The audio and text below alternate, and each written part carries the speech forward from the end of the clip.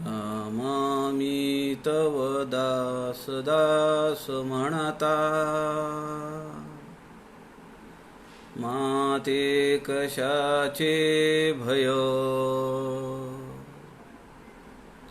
रामा जाईन ज्या स्थळी सुख घना, होईल तेथे जय.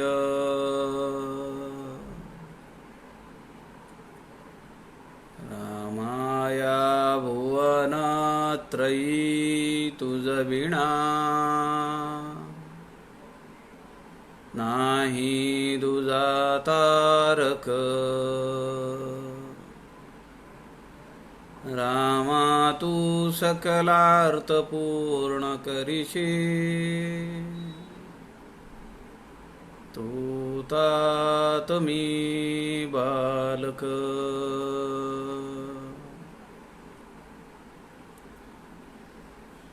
शुका सारिखे पूर्ण वैराग्य ज्याचे, वसिष्ठापरी ज्ञान योगेश्वराचे.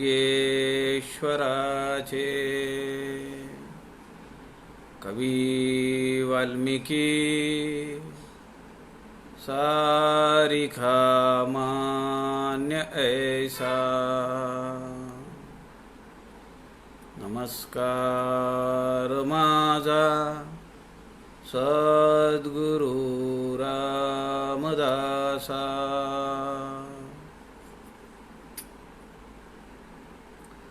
मला वाटते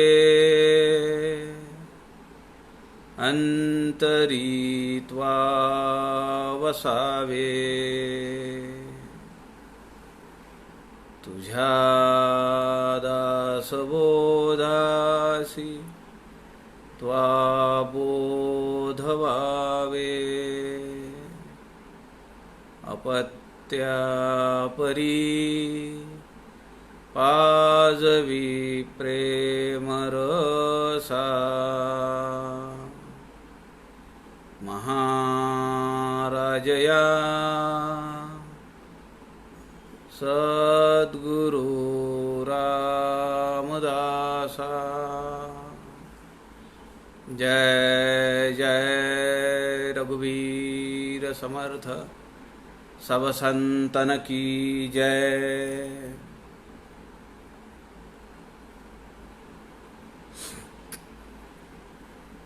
सज्जन हो नमस्कार. सद्गुरू समर्थ रामदास स्वामींच्या वाङ्मयाचा प्रचार प्रसार व्हावा या उद्देशाने आदरणीय प्रवीणजी शास्त्री दिवाकर यांनी आपल्याला हे संत समागम फेसबुक लाईव्ह पेज उपलब्ध करून दिलेलं आहे. या माध्यमाद्वारे आपण समर्थांच्या मनाचे श्लोकांचं, जुना दासबोध, नवीन दासबोध, करुणाष्टक, पत्र, समर्थांची उपदेशपर साहित्य, समर्थांचं लोकसाहित्य, लघुकाव्य अशा अनेक वाङ्मय प्रकाराचा अभ्यास करण्याचा प्रयत्न केला. सध्या आपण जुना दासबोध अर्थात 21 समासी या ग्रंथाचं चिंतन करण्याचा प्रयत्न करतो आहोत आणि या माध्यमातून आपण या समासातील या 21 समासी ग्रंथातील 16वा समास गुरु शिष्य संवाद अत्यंत मर्माचा, अत्यंत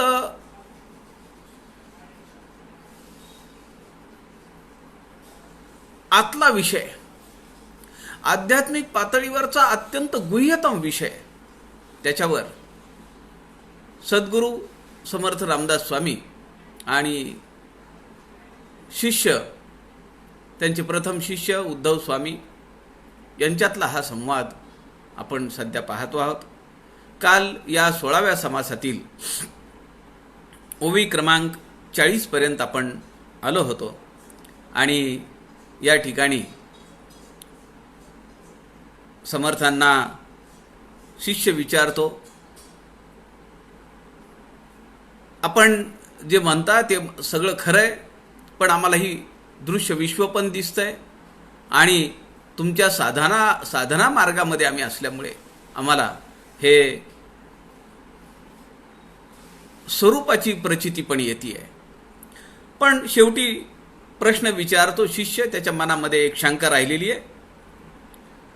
शिष्य म्हणतो, तैसी आम्ही आपुल्या डोळा माया पाहतो वेळोवेळा आणि प्रत्यक्ष या ब्रह्मगोळा मिथ्या कैसे म्हणावे.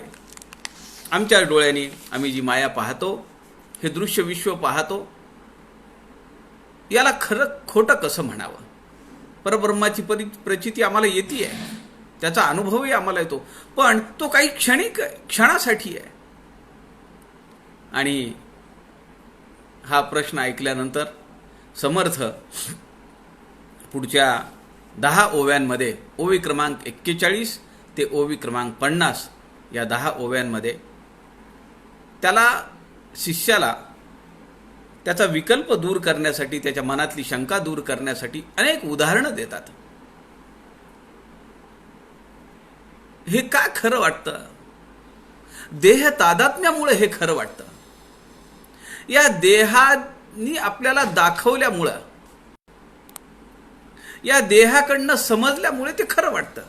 कारण आत्मतत्व हे या देहापुरतं संकुचित झालेलं आहे. या देहालाच त्यांनी आपलं मानलेलं आहे. समर्थ या पुढच्या 10 ओव्यांमध्ये काय सांगतात त्याचा विचार आपण आज पाहूया. श्रीराम समर्थ श्रीराम. अरे शिष्या भ्रमला वाया, दृश्य अदृश्य तितुकी माया. ऐसे हे तुझ पहावया, सामर्थ्य आहे की श्रीराम. तुझे स्थूळ औटहात ते मायेचे अंगभूत, तयासी माया वाटे शाश्वत. प्रत्यक्षची आता श्रीराम. मनस्थूळाचे संगती नाना कल्पना उठती, त्या आपणा पाहती वेगळी कदाऊनी श्रीराम. तुझे स्वरूपी माया नाडळे आणि मायेसी हे सर्वथा न कळे. स्वरूपची तेथे कळे हे समूळ मिथ्या श्रीराम. जितुकी कळली तितुकी माया, दुराग्रह करणे वाया. म्हणसी प्रत्यक्षासी प्रमाण कासया, विचारे वीण कैसा श्रीराम. या ठिकाणी समर्थ आपल्या शिष्याला सांगतायत की अरे शिष्या भ्रमला वाया, का विनाकारण तू इकडे तिकडे जाऊन बसलास? का तू त्या घोटाळ्यात पडलास? दृश्य अदृश्य तितुकी माया. म्हणजे आपण असं म्हणतो की जे दृश्य विश्व आहे ते माईक आहे. हा एक भाग झाला. समर्थ याही पुढे जाऊन म्हणतात, जे अदृश्य आहे ती सुद्धा माया आहे. आत्ता आम्हाला अमेरिका दिसते का? आत्ता आम्हाला जर्मनी दिसते का? पण ते खरं आहे. तिथली लोक झोपलेली असतील, कदाचित गाढ झोपेमध्ये असतील. पण जगाच्या दृष्टीने जर पाहिलं, या देहभावनेतून जर पाहिलं तर ते खरं आहे. दृश्य अदृश्य तितुकी माया खरं आहे. म्हणजे ते माईक आहे, मायेच्या अधिष्ठानावर जगणार आहे. ऐसे हे तुझं पहावया, सामर्थ्य आहे की. अरे हे तुला सगळं पाहता येतं ना, तू तुझ्या डोळ्यांनी पाहतो. इथून निघाला, भारतातून निघाला तर 15-20 तासामध्ये अमेरिकेला पोहोचतो. तिथं तुला पाहता येतं. हे झालं दृश्य विश्वाबद्दल. जेवढं दृश्य आहे ते माईक आहे, ते तुला पाहता येतं. जे अदृश्य आहे, तुझ्या डोळ्यांना आत्ता दिसत नाहीये, तेही तुला पाहता येतं. गुरुत्वाकर्षण पाहता येतं का? नाही पाहता येत. पण ते अनुभवाने सांगता येतं का? नाही. हवा आम्हाला पाहता येत नाही, पण ती अनुभवाने आम्हाला दिसते का नाही? आमच्या गाडीतली हवा संपली. एकाने एका साधू पुरुषाला प्रश्न विचारला. तो म्हणाला, तुम्ही सांगता की हे ब्रह्मतत्व चराचरात नटलेलं आहे, ते आम्हाला का दिसत नाही? त्याला मंदिरातच कशाला जावं लागतं?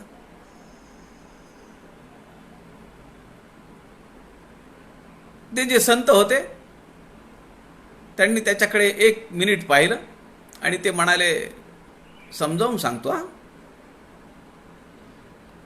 हवा कुठे नाहीये. तो म्हणाला, अहो काय बोलताय, हवा चराचराला व्यापून आहे. अशी एकही जागा नाहीये की तिथं हवा नाहीये. ते म्हणाले, मग तुझी स्कूटी खराब झाल्यानंतर, स्कूटी पंक्चर झाल्यानंतर तू अशी वातावरणातली हवा का भरून घेत नाही? ती हवा भरायच्या यंत्राजवळ कशाला जातो? तसं म्हणाले, त्या भगवंताचं अस्तित्व सगळीकडे जरी असलं तरी त्याची प्रचिती येण्यासाठी, त्याचा अनुभव येण्यासाठी काही ठराविक ठिकाण आहेत, तिथे जावं लागतं. ते त्याला पटलं. समर्थ या ठिकाणी म्हणताय, तुझे स्थूळ औट हात. तुझा देह किती आहे म्हणले? 3.5 हाताचा देह आहे. ते मायेचे अंगभूत. तयासी माया वाटे शाश्वत प्रत्यक्षची आता. अरे म्हणले, याला काय हाताच्या काकणाला आरसा कशाला? तुला जे वाटतं ते खरं आहे. कशाच्या आधारावर? आणि तुला का खरं वाटतं? तर म्हणले, तू या देहाच्या दृष्टीने विचार करतो. हा 3.5 हाताचा देह तो तुला हे सगळं सांगतो आणि त्याचं ते प्रमाण आहे. समर्थ दासबोधामध्ये म्हणतात, 3ऱ्या दशकात, देहविकार पावले, सुखदुःखे झळंबले, असो ऐसे गुंडाळले, माया जाळी श्रीराम. या देहाचा जन्मच मुळी मायेतून झालेला आहे. सुख दुःखे झळंबले, असो ऐसे गुंडाळले, माया जाळी. कधी त्याला सुख वाटतं, कधी त्याला दुःख वाटतं. ज्याला शुगर आहे, साखरेचा आजार आहे, डायबेटीस आहे, त्याला साखर कशासाठी गोड वाटेल का? विष आहे त्याच्यासाठी. आता मनुष्य देहाचा आहे, किती फरक आहे. त्याला ते विष वाटेल. मला कारल्याची भाजी खूप आवडते. आमचा नातू त्याला हात लावत नाही. कारल्याची भाजी बघितली की तो डोळे बाजूला करतो. खाणं तर लांबच राहिलं. आता मनुष्यच आहे ना. समर्थ या ठिकाणी म्हणतायत, तुझे स्थूळ औट हात. अरे 3.5 देहाचा तुझा म्हणले देह आहे, स्थूळ देह आहे, आणि तो मुळातच मायेतून तयार झालेला आहे. ते मायेचे अंगभूत. तयासी माया वाटे शाश्वत प्रत्यक्षची आता. आता जे मायेतूनच तयार झालेलं आहे ते परब्रह्मापर्यंत घेऊन कसं जाईल? ते काय दाखवणार? मायाच दाखवणार. माया मिथ्या बाजीगरी, दिसे साचाची ये परी. परी हे जाणत्याने खरी, मानुची नये की श्रीराम. माया मिथ्या बाजीगरी. आता आपण एखाद्या त्या प्रदर्शन वगैरे त्या ठिकाणी जातो. उन्हाळ्यामध्ये अशा ह्या जत्रा वगैरे येतात, प्रदर्शन येतात, आणि वेगवेगळे जादूगार लोक त्या ठिकाणी असतात. माया मिथ्या बाजीगरी. ते पाहत असताना आपल्याला खरं वाटतं. दिसे साचाची ये परी. कशी दिसते ती? सगळं खरं खरं वाटतं. परी हे जाणत्याने खरी मानुची नये की श्रीराम. अरे तू जाणतायस. जसं आपण त्या प्रदर्शन पाहायला जातो, तो जादूगार तिथं काही खेळ करत असतो, आपण करमणूक म्हणून पाहतो. आपल्याला खरं वाटतं का ते? तेवढ्यापुरतं तेवढं काही घटना, काही प्रसंग खरेही वाटतात आपल्याला. ते एका पेटीमध्ये मुलाला ठेवतात, ते करवतीने कापतात, आडवा कापतात, उभा कापतात. लोकांना वाटतं अरे मध्ये बाळ आहे ना, आणि हा करवत चालवतोय, तलवार चालवतोय. आणि खेळ झाल्यानंतर तो डबा उडून दाखवतो आणि ते बाळ बाहेर उडी मारून येतं. हे खरं आहे का खोटं आहे? समर्थ म्हणतात तू जाणतायस. आपण जाणते आहोत म्हणून आपण त्याला खरं मानत नाही.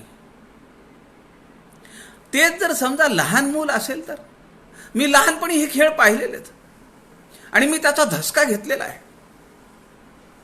काही खेळांचा. तेव्हा मी जाणता होतो का? नाही, तेव्हा मी नेणता होतो. आता जाणीव आली आहे ना. आता ही साधना करतो आहेस, दासबोध ग्रंथाचा, माझ्या वाङ्मयाचा विचार करतो आहेस, आता तरी तुला जाणीव आली का नाही? मग तू यात अडकू नको. तुला ते दिसत असेल. अरे शिष्या भ्रमलासी वाया, समर्थ सुरुवातीलाच म्हणतात. तू विनाकारण अडकून बसलास. जे दिसतंय आणि जे दिसत नाहीये हे सगळी माया आहे. आणि तू मुळातच माईक असल्यामुळे तुला त्या शाश्वत स्वरूपाचा अनुभव येणार नाही. एवढा सहजासहजी विषय आहे का तो? मनस्थूळाचे संगती नाना कल्पना उठती, त्या आपणा पाहती वेगळी कदाऊन श्रीराम. या स्थूळ देहाच्या योगानी अनेक प्रकारच्या कल्पना मनामध्ये उठत राहतात. समर्थ मनाच्या श्लोकामध्ये म्हणतात, मना कल्पना कल्पिता कल्पकोटी. किती कल्पना करशील? कोट्यावधी कल्पना. मना कल्पना कल्पिता कल्पकोटी, नव्हे रे नव्हे सर्वथा राम भेटी. या कल्पनेच्या जंजाळात अडकल्याने तुला रामाची भेट होणार नाही, एवढं पक्क समज. मनी कामना राम नाही जयाला. ज्याच्या मनामध्ये कामना आहेत, वासना आहेत, कल्पना आहेत. मनी कामना राम नाही जयाला, अति आदरे प्रीती नाही तयाला. त्याला स्नेह आदर त्याचा ओढा वाटणारच नाहीये. काही वेळा काय होतं की आपल्या नात्यातली माणसं नसतात, पण ओढा किती असतो. आपलं सगळं लक्ष तिकडे असतं. आणि काही नात्यातली असतात पण त्यांच्याशी संपर्कच नाहीये. ओढा असेल का? समर्थ म्हणतात, मनी कामना राम नाही जयाला. अनेक कामना आहेत, अनेक कल्पना आहेत, अनेक वासना आहेत, त्याला रामाचं दर्शन होणार नाही. अति आदरे प्रीती नाही तयाला. म्हणून या स्थूळाच्या संगतीने देहात्मयोगे, या देहाच्या धारणेने, देहाच्या अधिष्ठानावर देहाच्या संयोगाने नाना कल्पना उठती, त्या आपणा पाहती वेगळी कदाऊनी. तुझे स्वरूपी माया नाडळे. तू जर स्वरूपाचा विचार करशील तर तिथं माया आढळणार नाहीये. माया नाडळे. नाडळे म्हणजे आढळणार नाही. आणि मायेसी हे सर्वथा न कळे. स्वरूपाचा जर तू विचार करशील तर तिथं मायेचा लवलेशही नाहीये. आणि जर तू मायेच्या अधिष्ठानावर मी पाहिलंय असं म्हणत असशील तर स्वरूप तुझ्या दृष्टीला पडणार नाही. विरोधाभास आहे का? म्हणलं तर आहे, म्हणलं तर नाही आहे का? लोणी आणि विस्तव एकत्र येईल का? सूर्य आणि अंधार एकत्र येतील का? सूर्य उगवल्याबरोबर तमाचा नाश झाला, आपण असं म्हणतो, अंधकाराचा नाश झाला. अहो, सूर्य उगवला, त्यांनी पाहिलंय अशी वस्तू आहे का ती? सूर्याने कधी अंधाराला पाहिलंय आणि मग त्यांनी त्याचा नाश केला, असं काही घडतं का? नुसता सूर्य उगवतो आहे, ही दवंडी जरी ऐकली तरी अंधार पळून जायला चालू करतो. नुसता सूर्य उगवलाय अशी आवई आली तरी. पण या मायेच्या अधिष्ठानावरच आम्हाला त्या स्वरूपापर्यंत जाता येतं, हेही खरं आहे. दूध तापवावं लागतं, तिथं अग्नी पाहिजे, त्याची साय निघेल, त्याचा दही करावं लागेल, लोणी करावं लागेल, घुसळावं लागेल, मंथन करावं लागेल, मग लोण्याचा गोळा निघतो का नाही? आता या लोण्याच्या गोळ्याला अग्नीचा स्पर्श चालणार नाही, पण दुधाला आम्ही अग्नी दिलाय ना, त्याशिवाय का साय निघाली? त्याशिवाय का आता लोणी झालं? त्याशिवाय का तूप कढवलं? म्हणलं तर विरोधाभास आहे, म्हणलं तर दोन्ही एकमेकांच्या हातात हात घालून चालतायत. समर्थांच्या किंवा इतर संतांच्या साहित्याचा मागोवा घेत आम्ही जर साधना करत राहिलो तर पंचभौतिक देह जो माईक आहे, जो नाशिवंत आहे, जो मिथ्या आहे, त्याच्या सहाय्याने आम्हाला ते परब्रह्म स्वरूप पाहता येतं. अनेक संतांनी पाहिलंय किंवा परमपूजनीय आप्पांनी त्यांना जे सगुणामध्ये भगवंतानी दर्शन दिलं ते चित्र काढून घेतलं ना. फार दिवस झालेत का, 15 वर्षापूर्वीची घटना आहे. अनेक संतांनी त्याला जसा भगवंत दिसला तसं त्याचं चित्र काढून घेतलं. ज्यांना आपण प्रज्ञाचक्षु म्हणतो, ज्ञानेश्वर कन्या ज्यांना आपण म्हणतो, संत गुलाबराव महाराज, त्यांनी अंध असून देखील माऊलींचं चित्र काढून घेतलं.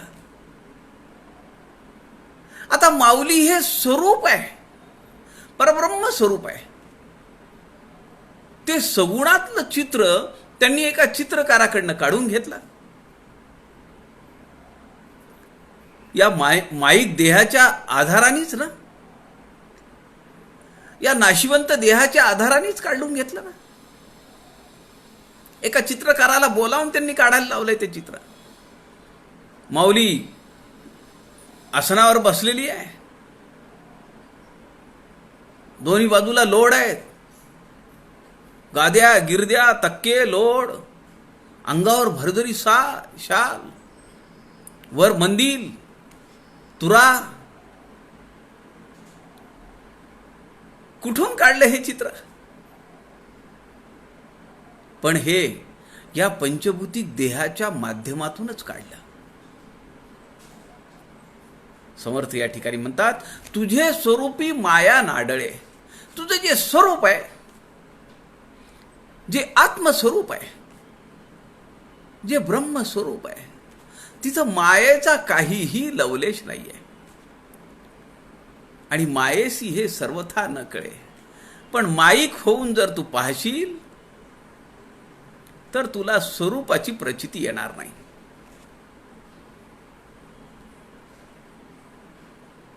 संसार करीत, प्रपंच करीत, या दृश्य विश्वामध्ये राहून पण त्यात न अडकता, न लिप्त होता, न आसक्त होता आम्हाला स्वरूपापर्यंत जाता येतं.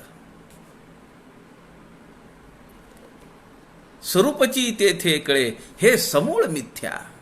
आणि त्याची एकदा प्रचिती झाली, त्याचा एकदा अनुभव आला की मग हे जे आपण वाटत होतं आपल्याला हे मिथ्या आहे, हे माईक आहे, समर्थ म्हणतात समूळ मिथ्या. आता पुन्हा मनामध्ये शंका राहणार नाही. तुझ्या लक्षात येईल हे सब झूठ आहे, हे सगळं खोटं आहे. जितुकी कळली तितुकी माया, दुराग्रह करणे वाया. म्हणसी प्रत्यक्षाशी प्रमाण कासया, विचारे विण कैसा. अरे थोडा विचार तर कर, काय प्रमाण देणार तू? आणि मी तरी तुला काय सांगितलं पाहिजे, कसलं प्रमाण द्यायला पाहिजे? जितुकी कळली तितुकी माया. तुला जे जे काही ज्ञान झालं वाटतं ते सगळं माईक आहे. काय समर्थ त्याला होत्याचं नव्हतं करून टाकताय शिष्याला. खरं तर 36व्या ओळीमध्ये शिष्याने कबूल केलंय, सत्यची जी स्वामी राया, विचारे पाहता मी तो माया, प्रत्यक्षाशी प्रमाण कासया, करावे स्वामी.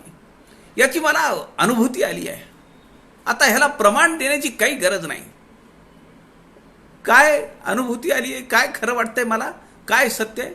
विचार पाहता मी तो माया, मी माईक आहे. 36व्या ओळीमध्ये शिष्य स्वतःहून सांगतोय. आणि या ठिकाणी 45व्या ओळीमध्ये भ्रमिष्ट झालेल्या शिष्याचं, त्याच्या विकल्पांचं निरसन करत असताना, त्याचे विकल्प दूर करत असताना समर्थ त्याला म्हणतात, जितुकी कळली तितुकी माया. तुला जे जे वाटतंय की मला हे समजलंय, मला ज्ञान झालंय, मला दर्शन दिलंय, मला आत्मसाक्षात्कार झालाय, भगवंतानी सगुण रूपात दर्शन दिलंय. समर्थ म्हणतात हे सब झूठ है, दुराग्रह करणे वाया. आता तू जर आग्रहदर्शी लोकांना सांगत राहशील तर दॅट इज ऑल फॉल्स. ते सगळं व्यर्थ आहे, सगळं वाया जाईल. म्हणसी प्रत्यक्षाशी प्रमाण कासया, विचारे विण कैसा. तू विचार तर कर, काय तुला प्रत्यक्ष प्रमाण द्यायला पाहिजे, कसला पुरावा तुला द्यायला पाहिजे? अरे मायेने माया पाहिली, तरी तुझी काय गाठोडी गेली. तुझी स्वरूपस्थिती आली, नाही अनुभवा तुझ श्रीराम. दुष्टी बंधन खेळ खेळती, सुवर्णाच्या राशी दाखविती. परंतु आपण भिक्षा मागती, म्हणून तो खेळ मिथ्या जाणावा श्रीराम.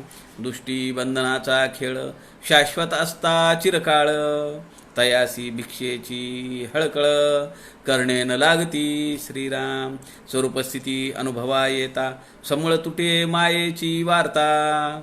असो हा श्रमोची सांगता, अनुभवे वाचुनी श्रीराम. ते लटिकेची सुवर्ण होते, दृष्टीबंधने जनासी दिसते. परिसमूळ मिथ्या तेथे काहीच नाही श्रीराम. आता या पुढच्या 5 ओव्यांमध्ये समर्थांनी काही दृष्टांत दिलेत, काही दाखले दिलेत, की जेणेकरून तुला जे वाटतं ते मिथ्या आहे हे पटवून देत आहेत समर्थ. समर्थ म्हणतात, अरे मायेने माया पाहिली, तरी तुझी काय गाठोडी गेली.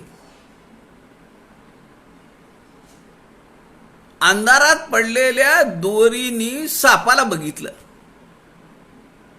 विचार करा, अंधारात पडलेल्या दोरीनी सापाला बघितलं. आपल्याला काय भीती आहे का? कशासाठी टेन्शन घ्यायचंय? कुणी बघितलंय? दोरीने पाहिलंय. आणि ती कुठे आहे? अंधारात आहे. त्या दोरीने सापाला पाहिलं. आता सापाला पाहिलं म्हणजे साप कुठे आहे? तोही अंधारातच आहे. समर्थ म्हणतात, अरे मायेने माया पाहिली तसं तुझं झालंय म्हणाले. मुळात तूच खोटा आहेस.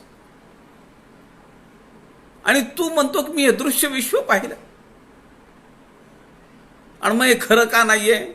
आम्हाला तर खरं वाटतंय. समर्थ दृष्टांत देत आहेत. तुझी स्वरूप स्थिती आली, नाही अनुभवा तुझं. त्याचं कारण काय म्हणाले? तुझं जे मूळ स्वरूप आहे ते तुझ्या अनुभवाला आलं नाही. का? तर तुझी साधना कमी पडतीये. तू त्या पातळीला पोचलेला नाहीयेस. अहो, मी परवा एक आवाहन केलं आणि ते आवाहन होतं आपल्या परमपवित्र शिवथर घळीची झालेली पडझड आणि त्यासाठी लागणारा निधी. माझ्या डोक्यात कल्पना अशी, मना कल्पना कल्पना कल्पिता कल्पकोटी, पण ते सगळं व्यर्थ ठरलं.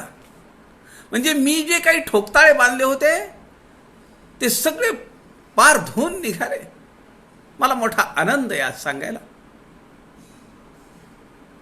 एक सहज आवाहन केलं की आपल्या माहेरी शिवथर घळीला या पावसाळ्याचा मोठा फटका बसला. मोठी डागडुजी करायची. खरं तर ते कोटींमध्ये काम आहे, पण आता रस्ता वाहून गेला.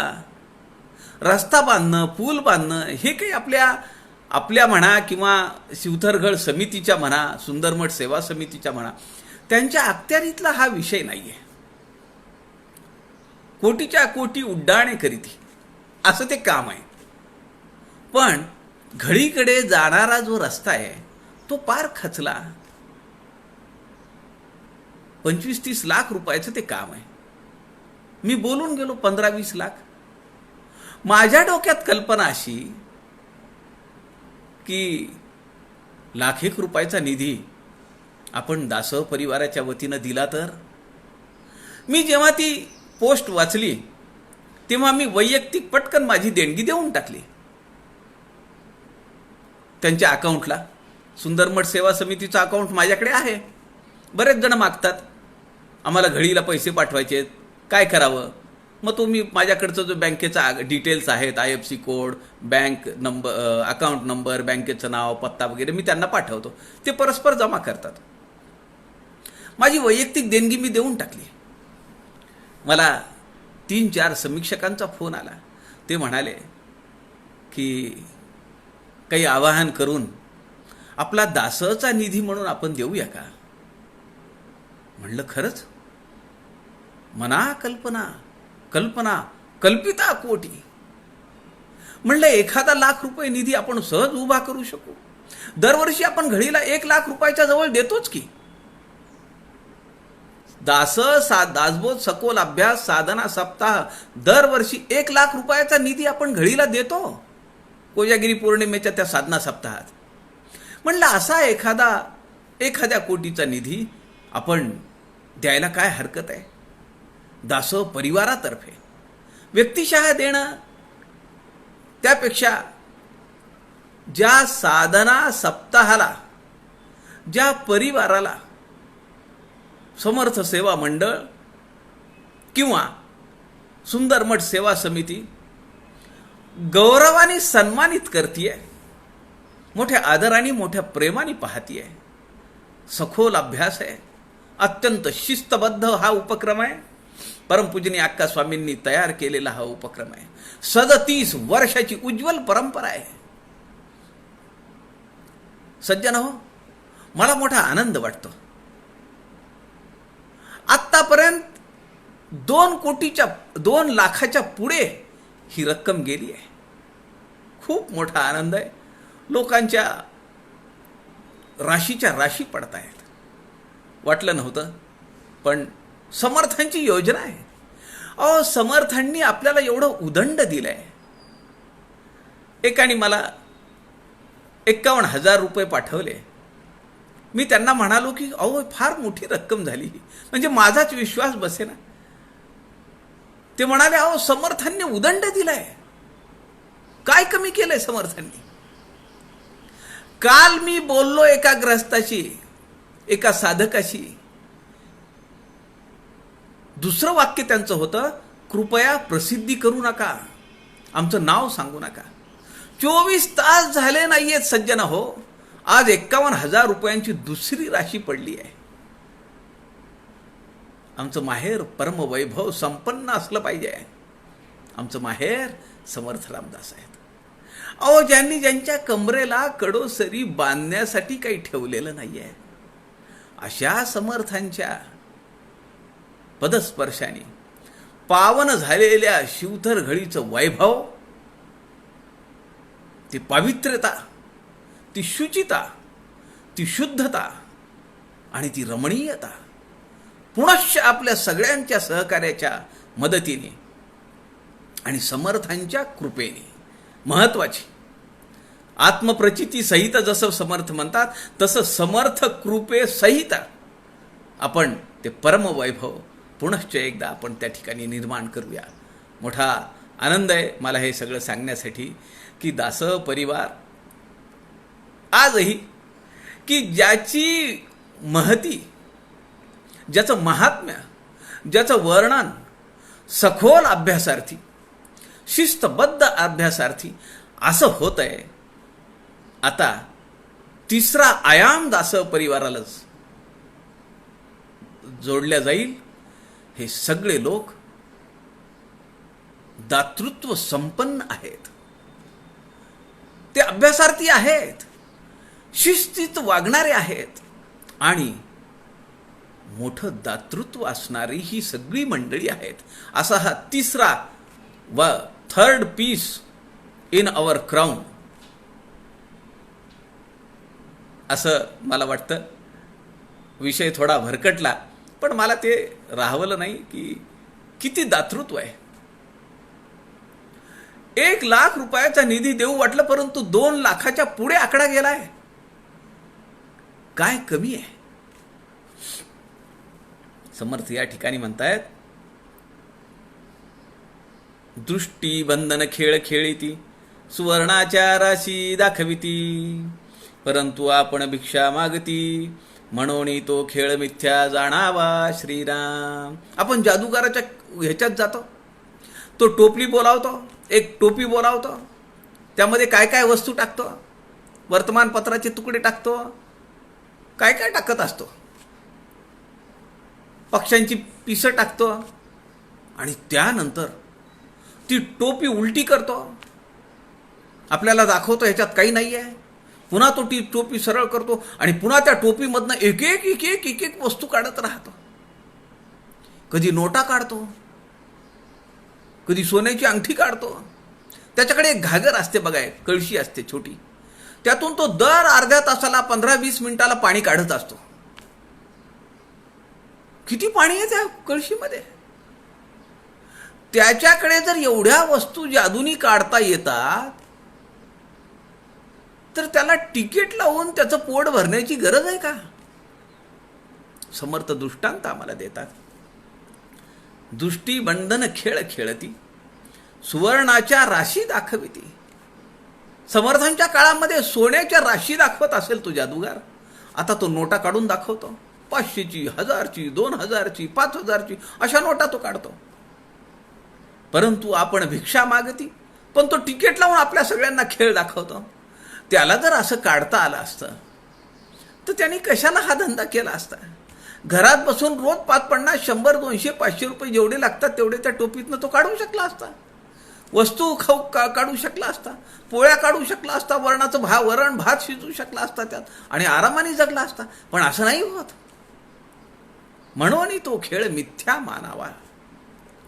दृष्टीबंधनाचा खेळ शाश्वत असता चिरकाळ, तयासी भिक्षेची हळकळ करणे ना लगती. अरे ते जर शाश्वत असतं, समर्थ म्हणतात ते जर खरोखर असतं तर त्याला भीक मागावी लागली असती काशी? एवढं सरळ सोपं आहे. समर्थ दासबोधामध्ये म्हणतात, मनुष्यांची बाजीगरी बहुत जनास वाटे खरी, शेवट पाहता निर्धारी मिथ्या होये श्रीराम. तैसीच माव राक्षसाची. अरे म्हणाले तू तर एकश्चित मानव प्राणी आहेस, पण भगवंताला सुद्धा भुलावं लागलं. भगवंत सुद्धा काही क्षणासाठी भ्रमिष्ट झाल्याचं भगवंतानी ते नाटक केलं. पण प्रभू श्रीरामचंद्र सुद्धा अडकले का नाही त्या मायेत? समर्थांनी दाखला दिलाय. समर्थ म्हणतात, तैसीच माव राक्षसांची देवासही वाटे साची, पंचवटिकेस मृगाची पाठी घेतली रामे श्रीराम. राक्षसांची माया तशीच आहे.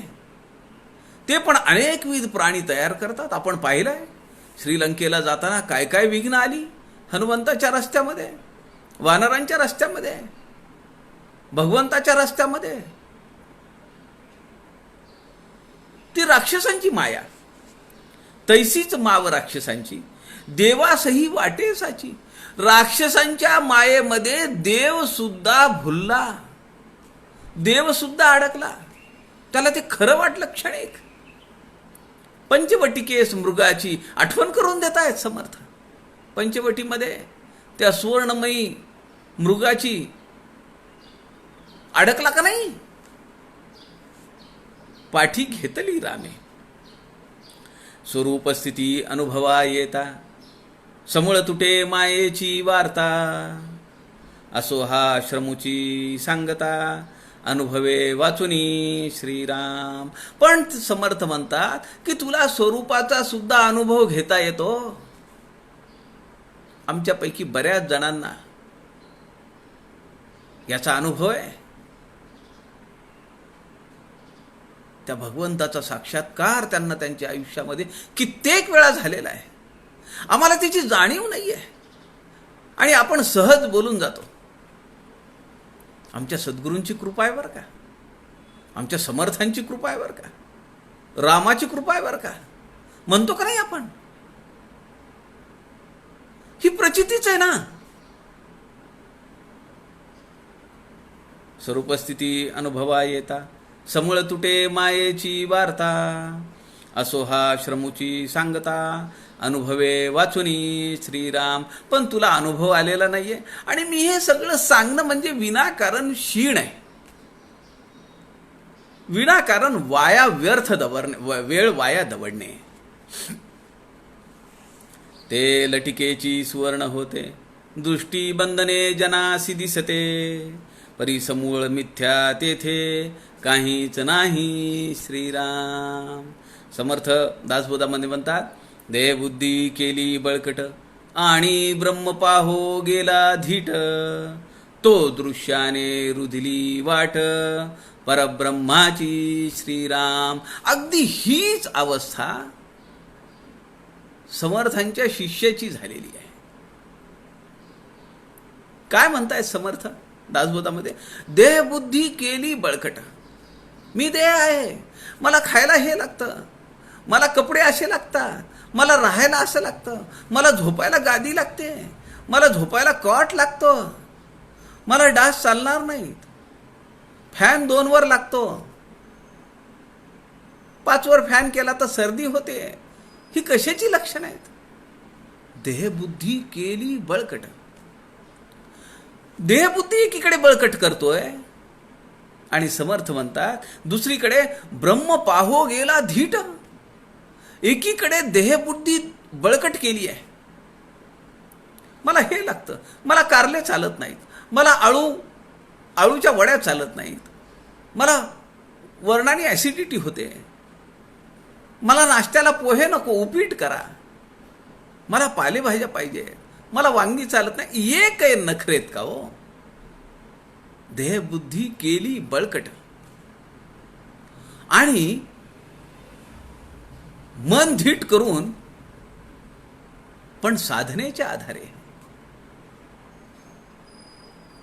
काय केलं? समर्थ म्हणतात ब्रह्म पाहो गेला धीट. एकीकडे देहबुद्धी बळकट आहे आणि एकीकडे परब्रह्माची भेट घ्यायची आहे. समर्थ पुढे म्हणतात तो दृश्याने रुधिली वाट.